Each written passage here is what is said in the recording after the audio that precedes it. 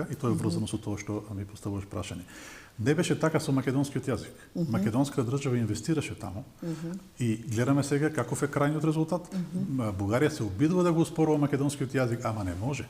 Да. На меѓународно поле на секој начин тој е заштитен, успешен. Зошто? Затоа што кога тие постават некое прашање, на крајот политичарите во светот ќе се обратат до нивните научници што е работела тука и ќе добијат одговор. Македонскиот јазик е посебен јазик, тоа бугарите малце се застранети. И тие не може да пробијат. Ама кога стане збор за историјата, бидејќи ние сме зауздувани цело време, а тие работеле исклучително многу добро работеле, тоа што се случува е дека кога се обратат кон нивните историчари сега, светските политичари, ќе добијат, бугарите имаат некој основа, знаете, малце тоа тука македонците не знам се што прават. И тоа е огромна грешка на македонската политика во сите изминати години, но таа продолжува и сега.